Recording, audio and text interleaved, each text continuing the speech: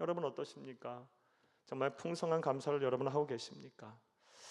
그렇다면 우리가 감사의 중요성도 알고 감사의 유익도 알면서도 왜 우리가 감사를 잘 하지 못할까요? 범사에 감사하면서 하지 못할까요? 그 이유에 대해서는 여러 가지 이유가 있을 수 있겠지만 우리가 영적인 관점, 신앙적인 관점에서 보게 되면 우리의 감사를 방해하는 적인 사탄 마귀 때문입니다. 사탄 마귀가 우리의 감사를 방해하기 때문입니다. 이를 좀 더 구체적으로 말씀드려 보겠습니다. 우리가 예수를 그리스도 믿어 구원을 받은 그 순간부터 우리는 사탄 마귀와의 영적인 전쟁이 시작이 됩니다. 그리고 이 영적인 전쟁은 우리가 죽어 하나님의 나라 가 우리 주님과 더불어서 영생복락을 누리는 그 순간까지 계속됩니다. 천국에 가야 끝나는 싸움입니다. 그런데 우리의 주적인 사탄 마귀가 하나님의 백성을 넘어뜨리고 또 신앙의 노선에서 실족하게 하는 그런 방법 중에 아주 잘 먹히는, 잘 사용하는 방법이 있습니다. 그것이 무엇이냐? 하나님의 백성의 고귀한 입에서 감사와 찬송이 사라지게 하는 것입니다. 이 전략이 얼마나 잘 먹히는지 성경과 기독교 2000 역사를 보게 되면 수많은 영적인 거장들과 신앙인들조차도 이 사탄 마귀의 공격에 속절없이 넘어진 경우가 참 많았습니다. 예를 한번 들어볼까요? 대표적인 사례가 예수님의 12 제자 중에 한 사람이었던 가룟 유다가 그러합니다. 사랑하는 여러분, 가룟 유다는 하나님으로부터 어마어마한 은혜를 받은 사람입니다. 말로 표현할 수 없는, 형언할 수 없는 은총을 받은 사람입니다. 여러분 생각을 한번 해보시기 바랍니다. 이 세상에 사람들이 얼마나 많습니까? 그런데 단 12명만 허락된, 선택을 받은 하나님의 제자가 됐어요. 그가 무슨 특별한 은혜와 특별한 선행이 있어서도 아니에요. 하나님의 전지전능한 그 하나님의 전적인 견인과 그리고 축복 속에 그가 하나님이신 예수님의 제자가 된 것입니다. 그러니 그가 얼마나 많은 은혜를 받은 사람입니까? 물론 그도 처음에 그것을 알았습니다. 그렇지 않다면 어찌 그의 가족도 버리고 재산도 버리고 직업도 버리고 예수님을 따라갔겠습니까? 하나님의 은혜를 알았던 거예요. 감사했던 거예요. 그러나 시간이 지나면서 이 감사를 빼앗으려는 사탄 마귀의 공격에 그가 당하게 돼요. 시간이 지남에 따라 예수님께서 그의 기대와는 달리 십자가에 대한 죽음에 대한 말씀을 계속하시고 또 그 길을 걸어가시자 그가 예수님에게 실망하기 시작합니다. 예수님 따라다니면 유대인의 왕이 되셔서 한 자리쯤 하나 차지할 줄 알았는데 예수님이 자꾸 죽음에 대한 말씀을 하시고 이 십자가의 고난의 길을 걸어가겠다고 하니까 그 틈새를 노려 사탄 마귀가 공격을 해서 그의 입에서, 가룟 유다의 입에서 감사와 찬송이 사라지게 했어요. 우리는 이 가룟 유다의 말로에 대해서 너무 잘 알고 있습니다. 예수님을 배신했고 은 30에 예수님을 팔아넘겼고 그거 하나 써보지도 못하고 스스로 먹으며 창자가 터져 죽었어요. 비참한 최후를 맞이하게 돼요.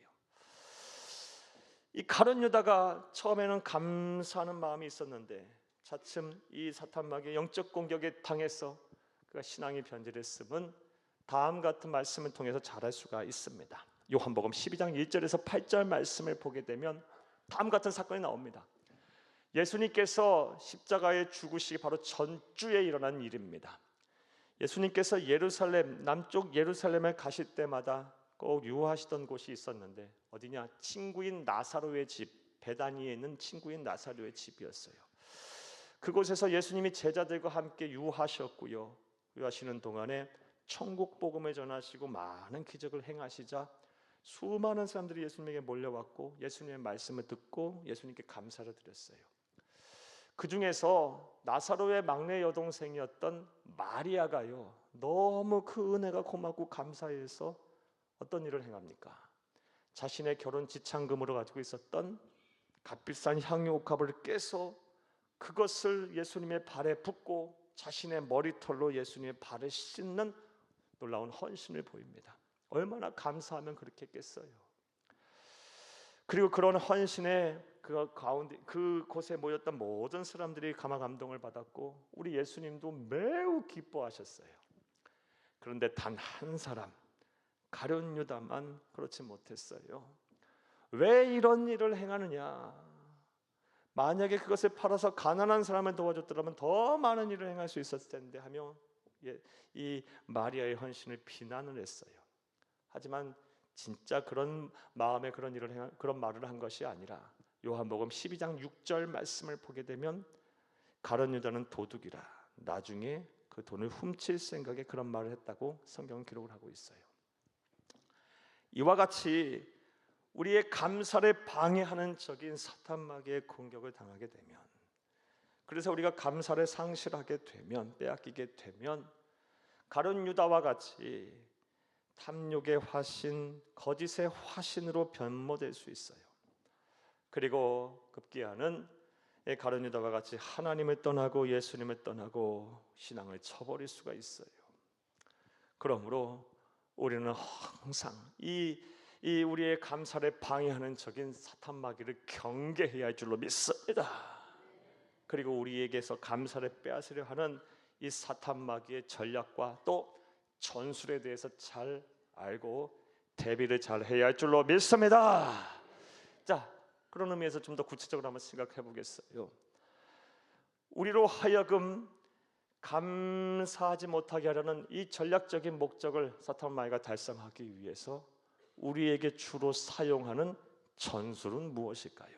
자, 이제부터 따라하시겠습니다. 첫째로, 만족할 줄 모르게 합니다.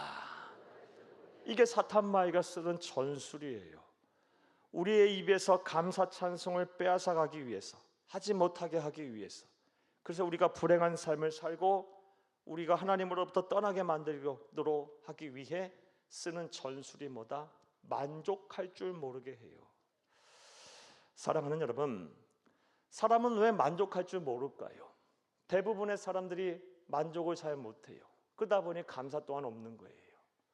이 만족하지 못하는 그 마음, 그 심성, 그 근간에 깔려있는 마음은 어떤 마음일까요? 여러 가지 마음이 있을 수 있겠지만 가장 기본적인 마음은 바로 욕심일 거예요. 내 안에 욕심이 있으면 만족이 없어요. 만족이 없으면 당연히 감사도 없고요. 사랑하는 여러분, 그런데 사탄 마귀가 이것을 너무너무 잘 알아요. 그래서 우리의 심령에 막 욕심을 불어넣고 또 우리가 가진 욕심, 작은 불씨와 같은 욕심을 부채질해서 그것을 크게 만들어서 우리 안에 만족이 없게 만들고 감사가 없게 만들어요. 사랑하는 여러분, 이것을 잘 알 수 있는 성경의 말씀이 바로 오늘 본문 말씀입니다. 본문 말씀인 창세기 3장 1절부터 8절까지 말씀은, 사랑하는 여러분, 인류의 시조인 아담과 하와가 사탄의 유혹에 넘어가 하나님의 말씀에 불순종하여 죄를 짓고 타락하여 신락원을 했다라는 이야기입니다. 내용인즉슨 뱀으로 가장한 사탄이 이 인류의 시조인 하와를 찾아와요. 그리고 하와에게 묻습니다. 하나님께서 동산에 있는 모든 과실을 다 먹으라고 했느냐, 허락했느냐? 이거 알면서 떠보는 거죠. 유혹하는 거예요. 미끼를 던지는 거예요. 그래서 하와가 뭐라고 대답을 합니까? 하나님께서 말씀하시기를 모든 거 다 먹어도 좋지만 동산 중앙에 있는 선악을 알게 하는 과실은 먹지 말라라고 말씀하셨어요. 그러니까 그때 이 사탄 마귀가 뭐라고 얘기합니까? 무슨 소리? 만약 그것을 먹게 되면 너희의 눈이 밝아져서 하나님같이 되어 선악을 알게 될 거라고 말해요. 사랑하는 여러분, 이 말을 듣자, 사탄 마귀의 이 말을 듣자 이 하와의 마음속에 무엇이 생깁니까? 하나님같이 되고 싶다라는 욕심이 생겨요. 하나님같이 되고 싶다라는 욕심이 생기고, 그 욕심을 이루기 위해서는 저 선악을 알게 하는 과실을 소유하고 내가 먹어야겠다는 욕심이 생긴 거예요. 만족할 줄 모르게 된 거예요. 그리고 감사하지 못하고 결국 그 선악을 알게 하는 나무의 과실을 보암직도 하고 먹음직도 해서 그것을 먹고 또 남편에게도 같이 나누어주면서 같은 범죄를 저지르게 된 것입니다. 이와 같은 말씀 보겠습니다. 6절을 함께 보겠습니다. 여자가 그 나무를 본즉 먹음직도 하고 보암직도 하고 지혜롭게 할 만큼 탐스럽기도 한 나무인지라. 여자가 그 열매를 따먹고 자기와 함께 있는 남편에게도 주매 그도 먹은지라. 아멘. 이와 같이 사탄 마귀가 우리의 감사의 주적인 사탄 마귀가 우리로 하여금 감사하지 못하게 하려는 이 전략적인 목표를 이루기 위해서 쓰는 방법은요, 욕심을 막 불어넣어요. 부채질해서 만족하지 못하게 합니다. 여기에 많은 사람들이 넘어져요. 아담과 하와도 넘어졌어요. 이와 관련해서 다음 같은 이야기를 하나 들려드리겠습니다. 설교를 준비하면서 감사는 밥이다라는 책을 쓴 미즈노 겐조, 일본 분입니다. 이분에 대한 이야기를 읽었습니다. 이 미즈노 겐조라는 분에 대해서 소개를 좀 해드리면 초등학교 4학년 때 뇌성마비에 걸리신 분이에요. 그래서 초등학교 4학년 이후부터 전신마비가 와서 눈꺼풀만 깜빡깜빡할 정도밖에 할 수 없는 그런 분이에요. 자, 그런데 하나님께서 이분에게 은혜를 부어주셔서요, 14살 때 예수를 영접하게 됩니다. 그것도 무명의 전도자가 와서 복음을 전했는데요, 누군지도 모르는 사람이 예수를 전했는데, 소개하고 복음을 전했는데 예수를 믿었어요. 누워있는 채로요, 눈만 깜빡깜빡하는 상황에서. 이거 은혜죠. 믿고 싶어도 믿어줘야 믿는 건데 하나님께서 이 믿음을 주신 거예요. 18살 때는요, 하나님께서 이 미즈노 겐조라는 분에게 영감을 불어넣으셔서 많은 찬양의 시와 또 곡을 작사하는 그런 시인이 되게 하셨어요. 하지만 안타깝게도 47살에 천국에 가셨어요.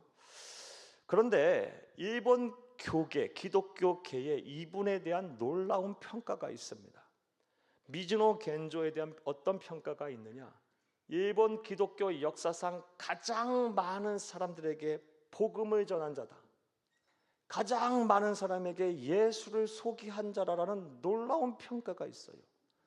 사랑하는 여러분, 생각해 보세요. 초등학교 4학년 이후로 어느 사람이라도 누가 도와주지 아니하면 바람 자국 뗄 수가 없는 전신마비의 사람이 어찌 일본 기독교 역사상 가장 많은 사람들에게 복음을 전하고 예수를 소개한 자라는 그런 평가를 받을 수가 있었을까요?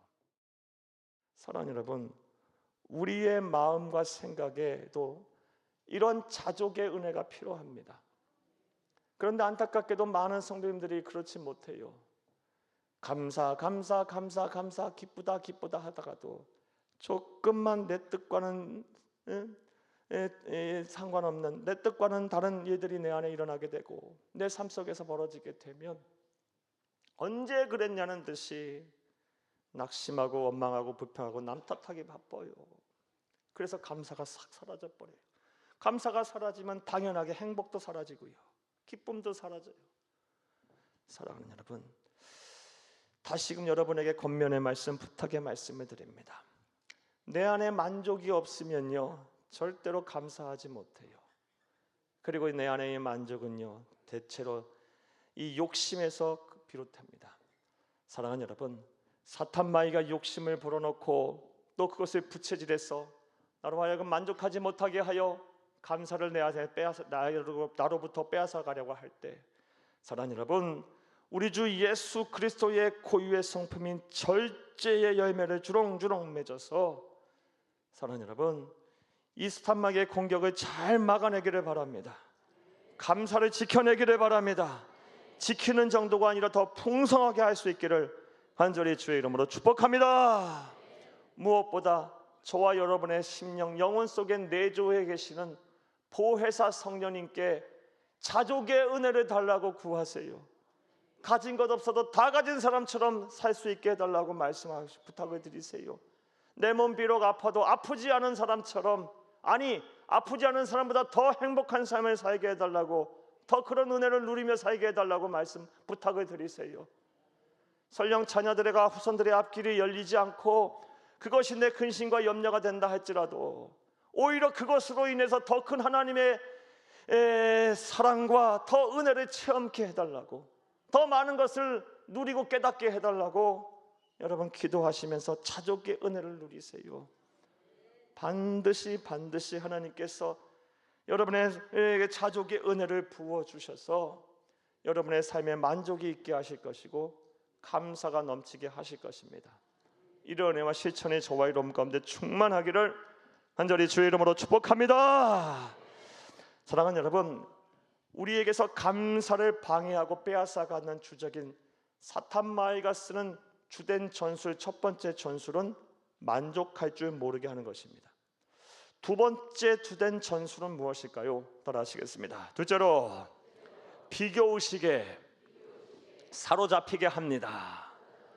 사탄마귀가 우리에게서 감사를 빼앗아가는, 감사하지 못하게 하는 이 전략적 목표를 이루기 위해서 쓰는 주된 전술 중에 하나가 뭐냐?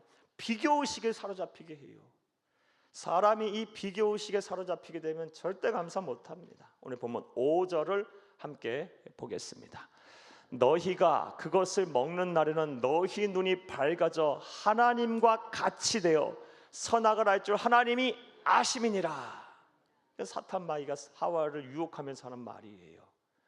선악을 알게 하는 나무의 과실을 먹지 말라고 분명 하셨는데, 먹으면 정령 죽으리라고 하나님께서 말씀하셨는데, 사탄마귀가 어떻게 유혹합니까? 감히 하나님과 비교하게 만들어요. 비교의식에 사로잡히게 만들어요. 그것을 먹는 날은 너희 눈이 밝아져 하나님과 같이 되어 선악을 알 줄 하나님이 아신다. 그래서 하나님과 똑같아질까 봐 너희로 하여금 먹지 못하게 하는 거다. 막 이런 마음들을 불어넣어요. 이 비교의식에 사로잡히게 되니까 하와가요, 만족하지 못하고 감사하지 못하고 결국 범죄한 거예요. 사랑하는 여러분, 이와 같이 사탄마귀는 우리로 하여금 이 비교의식에 사로잡히게 해서 우리로 하여금 감사하지 못하게 합니다. 그러므로 우리는 이 비교의식에 사로잡히지 않도록 노력을 해야 돼요. 사랑하는 여러분, 그런데 안타깝게도 많은 분들이 이 비교의식에 사로잡혀서 감사와는 무관한 삶을 사시는 분들이 얼마나 많은지 몰라요. 여러분에게도 한번 여쭤보겠어요. 여러분 어떠십니까? 어떤 분들은요, 나보다 더 많이 가진 사람, 돈과 재물을 많이 가진 사람과 나 자신을 비교하면서 왜 나는 이렇게 맨날 가난하고 힘들고 경제적으로 어려운 삶을 살아야 하는지 맨날 그것 때문에 열등감에 빠져 있고 자괴감을 느끼고 낮은 자존감 속에 사시곤 해요. 또 어떤 분들은요, 그냥 배우지 못한 서름, 또 나보다 더 좋은 학교를 가고 더 좋은 직장에 다니고 더 좋은 환경 속에서 산다는 것을 그거가 비교해가면서 괴로워하고 감사와는 무관한 삶을 사세요. 자녀들과 후손들의 앞길이 막 열리고 우리의 가정에, 우리의 집안에는 그러지 못한 것을 비교하면서 내 자녀는 왜 그러나, 왜 이렇게 내 마음 하나 못 알아주고 내 소원 하나 못 이루어주나 하면서 복합적인 감정이겠죠. 자녀의 감정이니까요. 사랑과 미움과 애증과 별의별 감정, 감사와는 무관한 삶, 막 이런 삶을 사시는 분들이 또 얼마나 많은지 몰라요. 이외에도 얼마나 많은 것들이 있겠습니까? 사랑하는 여러분 어떠십니까? 혹시 여러분 또한 비교의식에 사로잡혀서 감사와는 무관한 삶을 살고 계시지는 않으십니까? 늘 열등감 속에 살고 늘 자괴감을 느끼며 늘 낮은 자존감 속에서 살고 계시지는 않으십니까? 그래서 감사는 해야겠지만 그때 뿌리고 진정 내 마음과 생각은 감사와는 별개로 내 영혼은 멍들고 속은 새카맣게 타고, 사랑하는 여러분, 하늘 행복을 상상하고 바라고 원하지만 정작 하늘 행복과는 무관한 삶을 살고 계시지는 않으십니까? 사랑하는 여러분, 비교의식에 사로잡히게 하는 것이 바로 사탄마귀가 우리로 하여금 감사를 빼앗기 위한 전략적 목표를 이루기 위한 전술임을 알고 이 비교의식에 사로잡히지 않도록 여러분 스스로를 잘 경계하고 여러분을 잘 지켜내기를 간절히 주의 이름으로 부탁합니다. 사랑하는 여러분, 우리가 비교의식에 사로잡힐 필요가 없으면 다음과 같은 사실을 통해서도 알 수 있습니다. 세계의 인구가 몇 명입니까? 오늘날 인구가 대략 80억 명이 넘습니다. 여러분에게 한번 여쭤보겠어요. 80억 명 인구 중에서 여러분과 100% 예치하는 사람이 있습니까? 외모, 성품, 성향, 지능, 재능 뭐 똑같은 사람 100% 예치하는 사람이 있어요. 비슷한 사람은 있을 수 있을지 몰라요. 그러나 일란성 쌍둥이라도 100% 예치하지 않아요. 다 달라요. 80억 명의 인구를 하나님께서 다 다르게 창조하신 이유가 뭘까요? 한 사람 한 사람을 다 귀하게 여기신다는 거예요. 다 개성 있게 창조하셨다는 거예요. 다 다양하게 창조하셨다는 거예요. 이것을 영적인 관점에서 또 해석을 하면 하나님이 한 사람 한 사람을 다 직접 상대하시겠다는 말씀이기도 해요. 저와 여러분은 하나님 앞에 존귀한 자들입니다. 하나님께서 저와 여러분을 귀하게 창조하셨습니다. 다 개성 있고 능력 있게 특색 있게 창조하셨어요. 다양하게 창조하셨어요. 그런데 이러한 하나님의 창조의 섭리를 거스려서 다른 사람과 나를 비교함으로 그 비교의식에 사로잡혀서 감사를 하지 않고 행복한 무관한 삶을 산다 한다면 얼마나 이것이 하나님 앞에 죄송한 일이고 범죄하는 일이며 또 창조의 섭리를 거스르는 일이고 얼마나 어리석은 행동입니까? 사랑하는 여러분, 하나님께서 저와 여러분을 존귀하게 여기십니다. 다시 한번 말씀드립니다. 저와 여러분 하나님 앞에 왕같은 제사장들입니다. 거룩한 나라 그의 소유된 자들입니다. 하나님과 저 여러분 정말 귀하게 여기십니다. 한 사람 한 사람을요.